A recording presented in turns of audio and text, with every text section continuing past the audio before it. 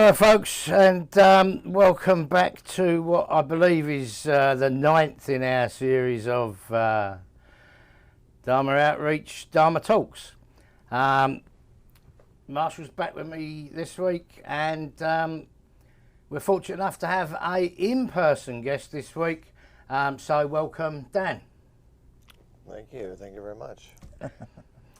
Well, I guess Dan, we'll start off from the usual way we start off, and just ask you if you can just tell us a little bit about your Buddhist-based practice, if you like. Okay. Well, I got into the ideas of Buddhism sort of accidentally. I mean, I was raised. I had no religious background of any kind. Nothing spiritual. Not necessarily anything unspiritual to say. But my house was just growing up. My parents had a very scientific approach to everything, and I learned that, and I still hold on to that. I value that very much. So I had gone through my life, and spoiler alert, I'm in recovery, and trying to get clean took a long time. 20 years in and out of different programs, in AA, NA, Smart Recovery, all of those things. And they all had value to me, but just none of it was keeping me sober. It was giving me some tools, but they weren't exactly what I needed. I ended up at a halfway house over in Newburyport, and a friend of mine who was there said, these meditation meetings, they've really helped me. Would you be interested in coming to one? And I was absolutely on board with that, mostly because anybody was looking for any excuse to get out of the building. So he brought me over there, and I sat down to my first recovery Dharma meeting. I was in Haverhill, which is a great meeting. And I enjoyed the vibe. I enjoyed the essence of what these guys were trying to tell me, and they weren't necessarily telling me anything. They weren't talking at me about stuff. They were just saying things matter-of-factly, and I was just sort of picking up what they were throwing down. So I really enjoyed it, and I started going every week. I tried to learn, the basics, the Four Noble Truths, the Eightfold Path. Try to get into the precepts and then see what my involvement with the precepts were, like what is it I've done or maybe I had done something right, and sometimes I did.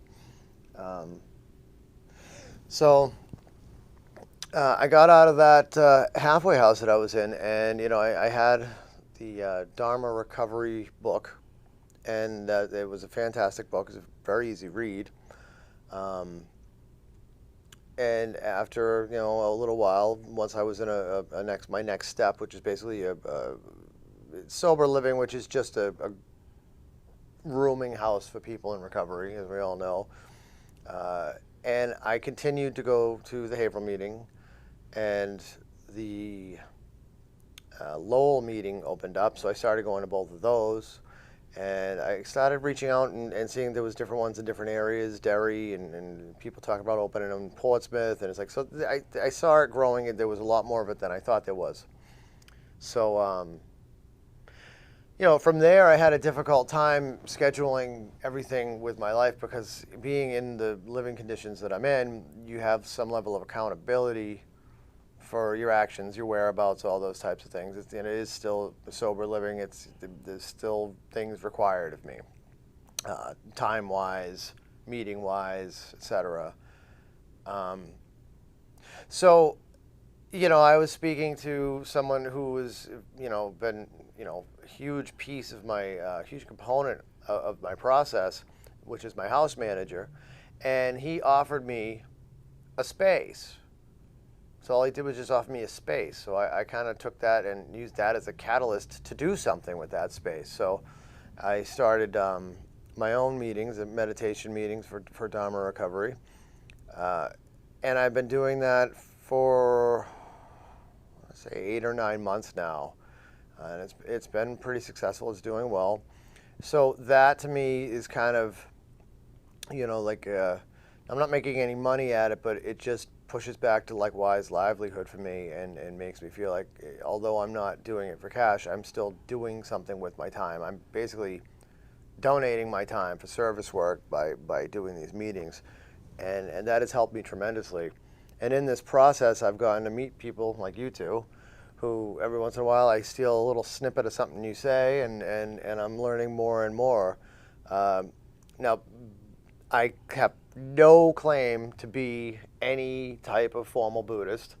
However, I haven't really come across anything in like the secular Buddhist material that I've come through. I haven't found anything that I've been like, oh, that's outlandish or that's difficult to understand. A lot of it just seems to align with the way that I've always thought about things. You know, I mean, the simplicity of just basically, I always dumb things down. And that's one great thing I learned from Alcoholics Anonymous. Keep it simple, stupid. So I always turn around and I say, okay, what do I get out of this whole thing, okay? Four Noble Truths and then the Eightfold Path. And I say to myself, okay, well, the Four Noble Truths, okay, stuff's gonna suck sometimes, and then the Eightfold Path, just try not to be an asshole. And I was all like, I can get on board with this. I'm like, I like this. I'm like, this makes sense to me. It's crass and it makes me laugh. And I'm like, all right, because that's what I needed in my life. Somebody, as being someone in recovery, we don't laugh enough. And that's huge to me. So that was my introduction to some formal type of Buddhism. I did get a little bit involved and go to a couple of temples in Haverhill where they go by the Lotus Sutra. That's everything they do runs off of that. And I was telling them last time we did a festival together in Chelmsford, and I was telling them that a lot of what I get from a book called No Nonsense Buddhism. And it's just so simple, and it's paragraph at a time, and it's just little blurbs of information, so it's not like you have to sit down and read the whole thing and have some contemplation of your place in the universe. It's just like, do this, don't do that. And I'm like, okay, that sounds like it makes sense. So that's my introduction, and that leads me to where I am now on my path, which is, ever stretching out before me, but hopefully I'll find a little something one of these days. But that's it. No Nonsense Buddhism. I've never read that. I love the name of that book. That's really cool. It's a great book. It's a great book. I mean, it breaks things down in a way that, well, I'll give you, for instance, it talks about how we tell stories. And, I wasn't quite sure where it was going when it started, but it's a one-page piece. And he gives the example of, say you're driving a car, and somebody cuts you off, and your instinct is, son of a bitch, yeah, I hate bastard. that. Yeah, right, I hate this guy. He just decided he wanted to cut me off because he hates me. And people will go deep with these stories and think of and build these giant piles of resentment shit. So, but at the end of the day, the only thing you know is that a car pulled in front of you. That's all the information you have. You don't know. If he was thinking about you doing it maliciously, you don't know if he just was being oblivious and did it. You have no idea. Maybe the kids were kicking the back of his seat. Maybe his mom was in the hospital. He was told she had 15 minutes to live. Maybe he's having a stroke. You just don't know. So making up all these stories is something that we tend to do on a daily, moment-to-moment basis, because of the fact that it's, this is more of a psychology bit, but it's just the fact that we want to know, we want to have some sort of like end game. We want the solution. We want to have knowledge of almost everything. And when a situation with little bits that we don't have comes into play, it's kind of human nature to want to fill in those bits that we don't understand. So we fill it in with that asshole cut me off on purpose. Yeah, so like confabulation almost. Like, and I will admit that I may be the captain of confabulation. Oh, I'm guilty. I'm guilty all day. But I think for me though, it's I didn't understand that. well, no one was talking to you, okay? So sorry about that. I think that the biggest thing about that is awareness. So many things come back down to awareness. And when I feel myself, when the guy cuts me off, go, oh, and I say, okay, I shouldn't have done that. But the most important thing is I'm aware. So many people seem to go through and have no awareness that they're going off on tangents and off the deep end about, so many things that really don't involve them at all. you know. I mean, again, I live in a sober house. There's 26 guys in that house. Stories are made up on a daily basis. There's drama that goes flying through the house all the time. It's pretty entertaining sometimes when you could just sit back and watch and just say, I have no piece of this. I don't want any piece of this. And that's enough. But being aware that you're doing it, that's like at least half the battle. That's how I look at it. Maybe it just makes me feel better because I do it. I don't know, but like I like to think so. So, Dan, would you? It's been really interesting listening to you. Would you agree then that the benefit you've got from this involvement with Buddhism via a recovery program is very much practical? It's very practical based. It's not a it's obviously not through a study of any kind of sutras, teachings, or anything like that. Would you agree that what drew you to it was the practicalities of it, the fact that it Absolutely. Right. Absolutely. I mean, every week I say I'm not going to rant, and I'm not going to rant this week. Go for it. No, I love to hear it. But that's very. It's something I've been aware of for a long, long time, and you know, all I'm going to say on the subject is really that, you know, folks can learn as many different sutras, scriptures, call it what you will. They can learn as many as they want. But unless you can put those teachings into a practical use, I question what use it actually is. So that's, yeah, it's heartening for me to hear something like that, because I've been saying that for many years. And it is it's the practical benefits that are the real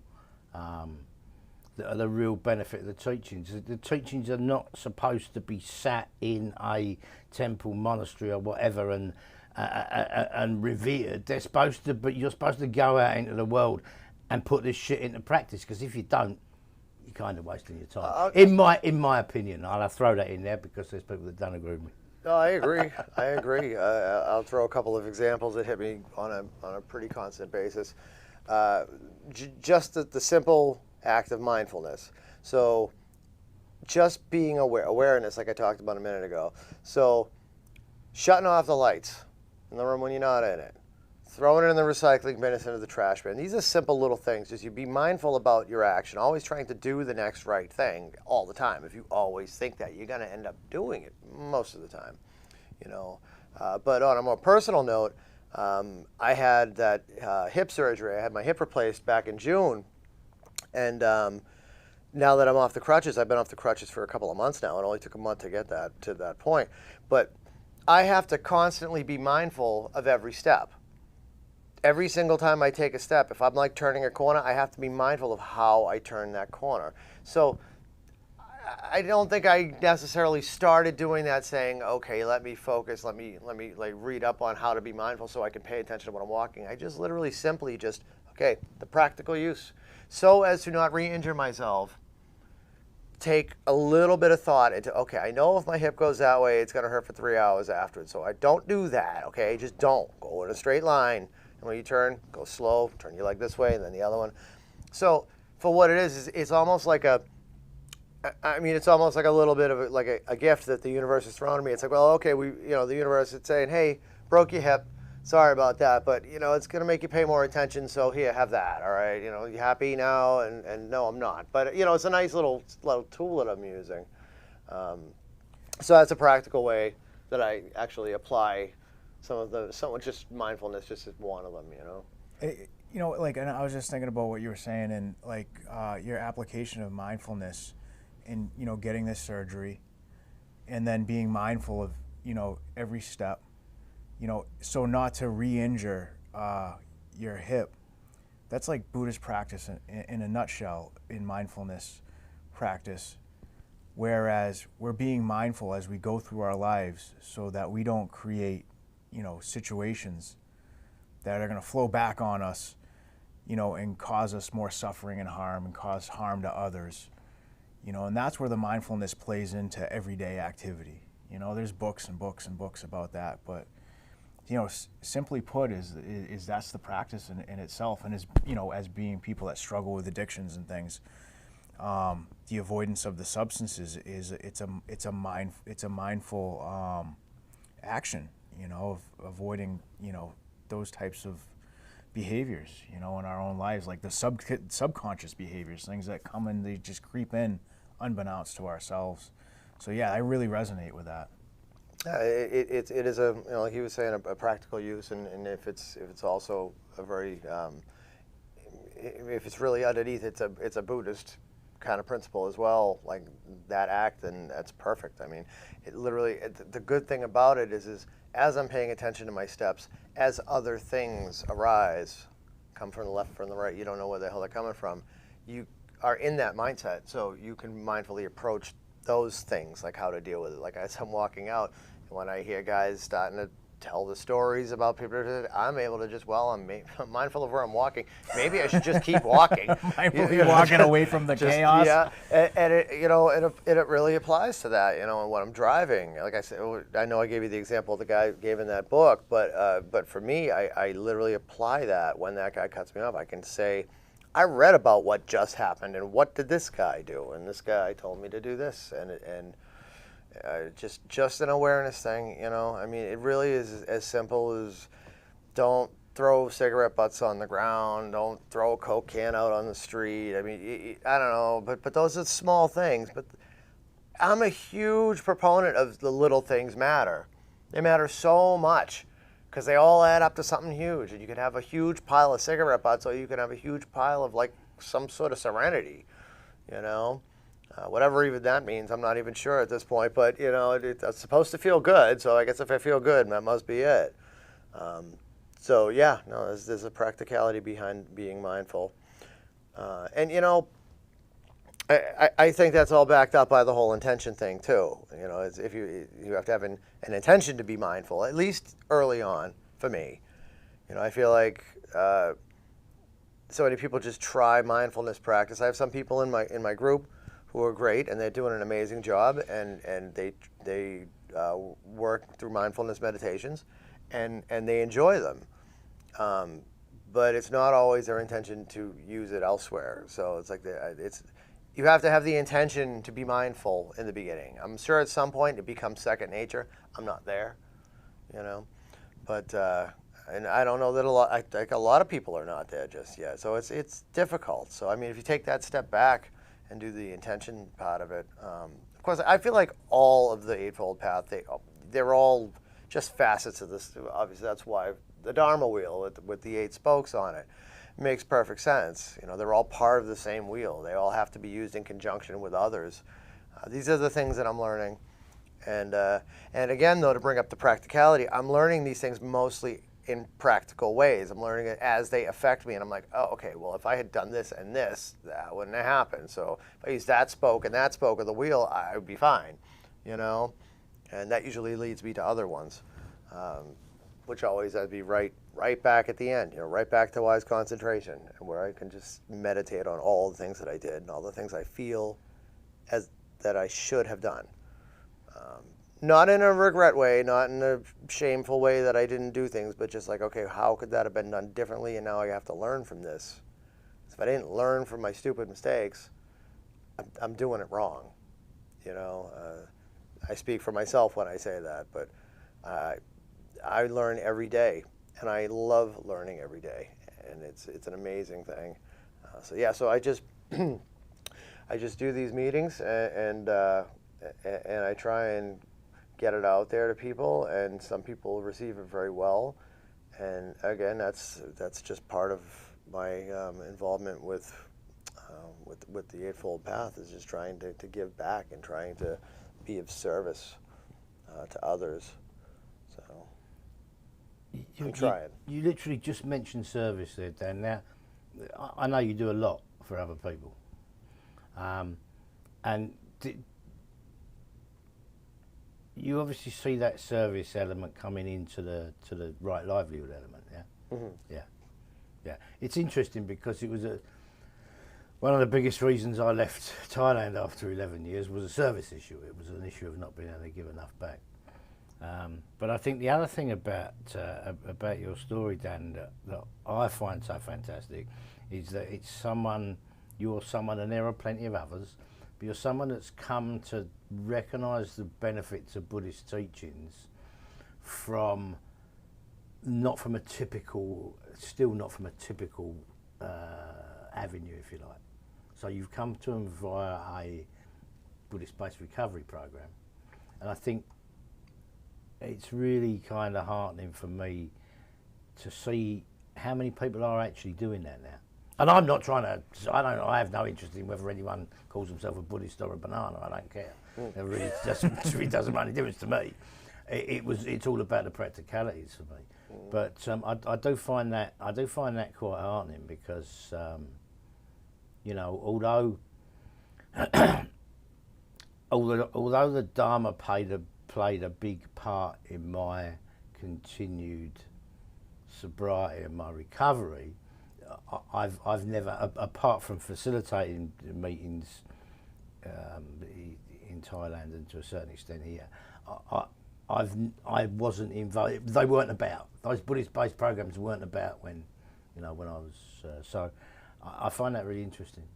I mean,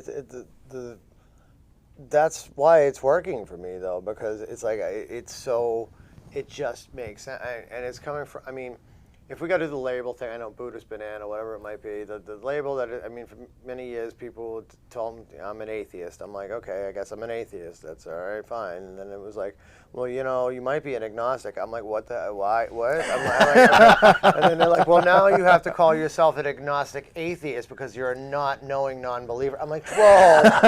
I'm like, wow, you're hurting my head. I'm like, so I might go with banana from now on because that seems to be a hell of a lot simpler. And I can at least get a laugh out of it when I say it. But, I mean, if I have to be labeled, if you really look at the structure of it, yes, I guess agnostic atheist works just because I don't believe in a God or a higher power in the sense of a being that controls anything. But then there's the agnostic side of it, which I understand this label a little bit better now, but it just basically means I don't know. Because I'm not saying there is or there isn't a God or gods or whatever. That doesn't matter to me at this point. And that's what it comes down to. Another piece of my recovery is also stoicism in some ways. And stoicism, we could have a big, long conversation about that. Well, at the end of the day, it doesn't matter. And that's the beauty of stoicism, okay? And I've read a couple of things in some Buddhist readings that I've come across in regards to, say, like alien life. And the scientist in me says, well, I mean, if you take like the Drake equation and you all these things and you try and factor in all the different variables of existence that we are in understanding of, that there is like a 99.999% chance that there is alien life out there. Are they going to get to us? That's not really the point. But is there other life out in the universe? Probably. Probability says yes. But I've read that the Buddhist ideas, or some of the Buddhists, I know there's many different divisions of that. Some of them just don't even bother wasting their time thinking about it because it's not worth it. And you know what? If an alien comes down, oh, look, there's an alien. Well, no aliens come down. You're gonna go, oh, I wonder if there's an alien. That's a lot of wasted thought, a lot of wasted time. Yeah, I think. I didn't mean to take it to aliens. No. We love when we go to aliens. I would happily go into my alien conspiracy theories, but I'm not. Oh, this is probably not the time for that. You're holding it back. I can see. That's good restraint. That's good. It's interesting though that when we get right down to it, the only thing the historical Buddha ever taught was suffering and the end of suffering. He never actually claimed to teach anything other than that. No. He never claimed to teach anything other than that. We all know it's been embellished by different different schools of thought still under the heading of Buddhism, but that's basically all he ever taught. He never really claimed to teach anything other than that. Which again makes me smile when we now have got this flourishing Buddhist-based recovery communities, because if that's not suffering and working towards the end of suffering, then I don't know what is. Yeah, as people in addiction and substance disorder, we have that built-in suffering that we can identify. See, that's one of the beauties of being a person in recovery, is you had something happen to you. You know, we've had an issue that happened to us, whatever substance or whatever process addiction, whatever the addiction is, whatever you just felt you needed to use to ease your pain or to make yourself feel better about life or whatever it might be. Now that we know, like back to the awareness thing I was talking about, we know that this is a problem with us. We know we have these problems. I feel like most of the world goes around and has these exact same problems and has no idea. But coming to grips with, okay, I can't work 90 hours a week anymore. It's killing me. I can't drink, 5 gallons of vodka a night. You know what I mean? I can't go shopping, 10 times a day because I'm poor. I'm going to be out on the street. This is the end results of some of these can be. But there's people that aren't aware of it and just push forward and just keep living their lives that way. And then there's people like us who are in recovery, and it's just we have a different view of things. Even people in AA and all those other programs have an awareness that they have a problem.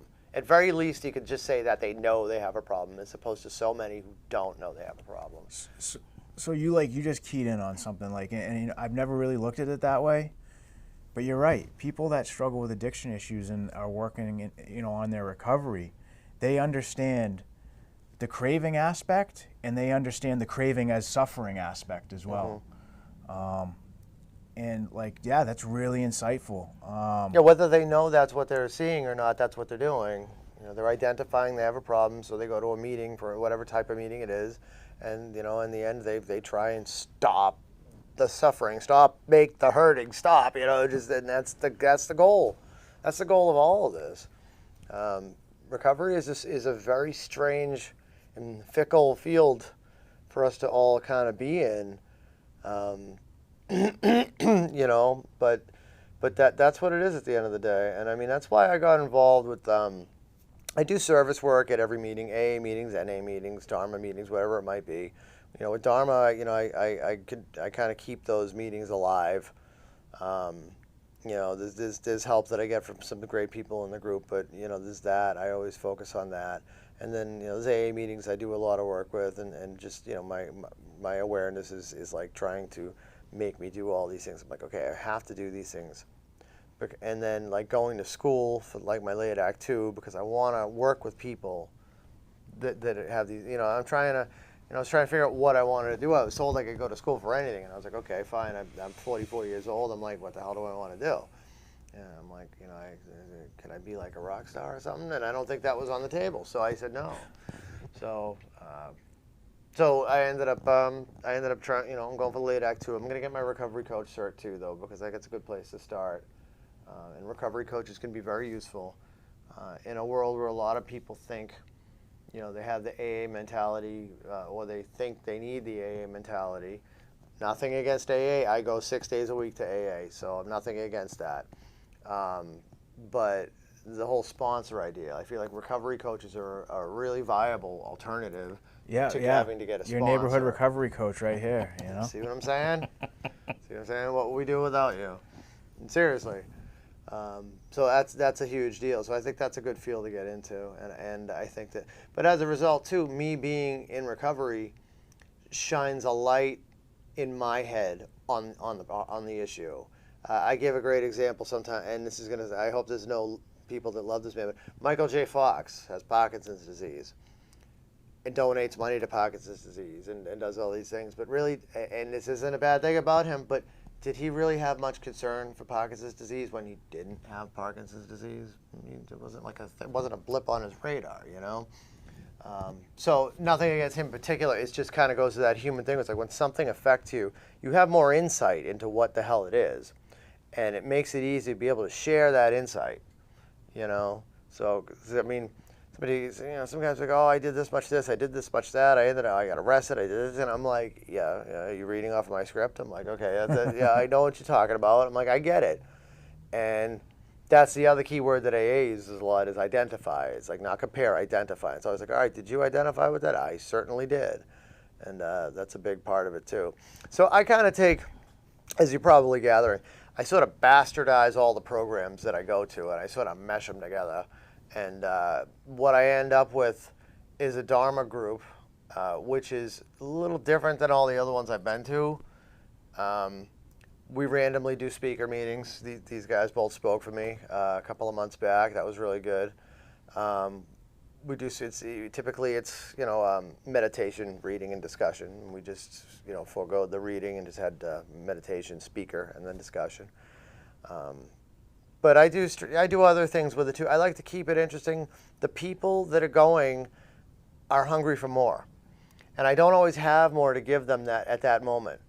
So I will do research during the course of the week and give them something more, whether it be a new meditation or a different type of meditation. I've done frequency meditations.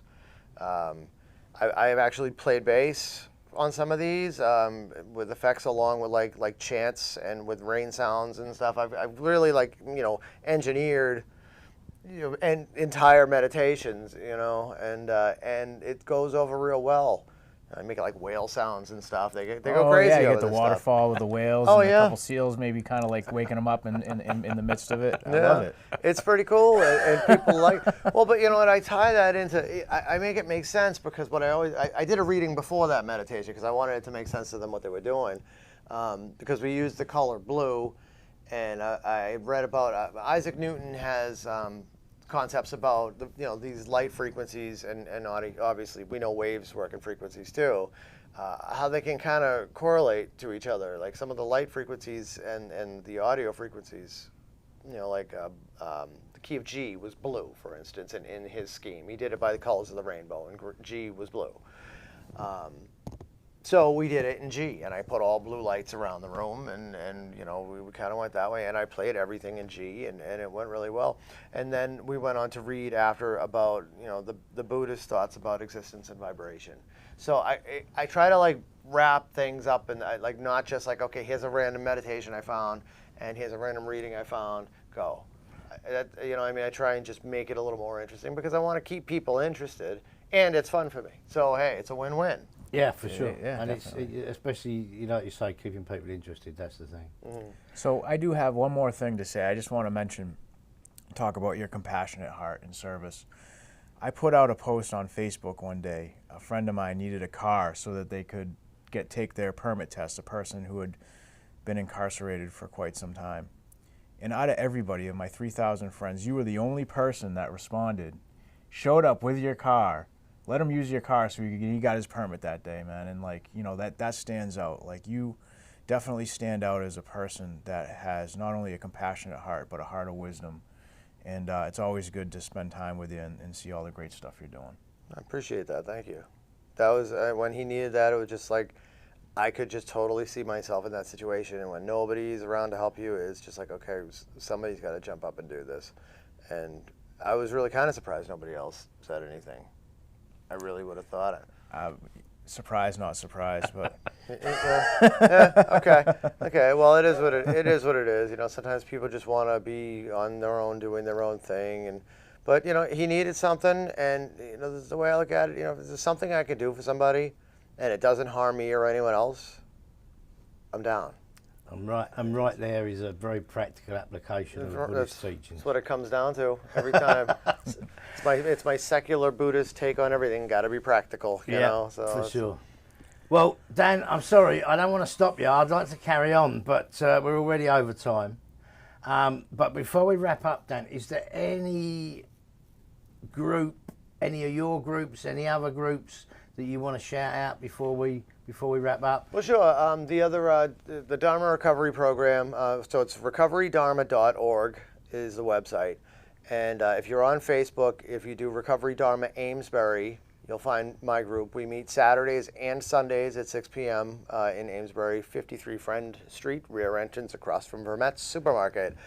I feel like I rehearsed that.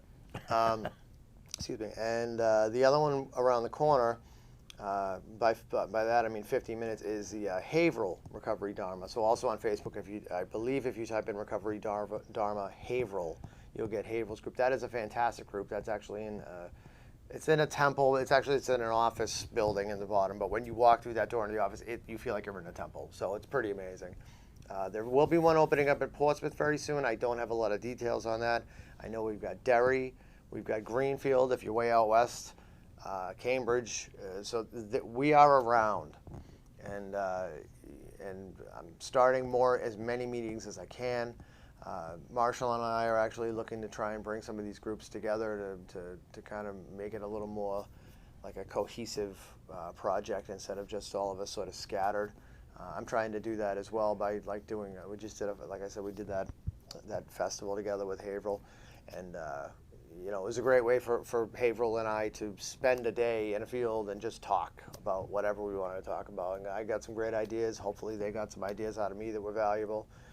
If not, that's okay too. But yeah, so there's that. And that's it, you know. So as far as me with recovery, that's what I want to push. And my basic message at the end of anything is always going to be like, find whatever path works for you, but find that path. That's great. Thank you so much. Thank you, Dan. Thank you so much. Well, I guess that's it for another week then, folks. Me and Marshall will be back in 2 weeks' time. Thanks again to Dan, and we'll see you next time.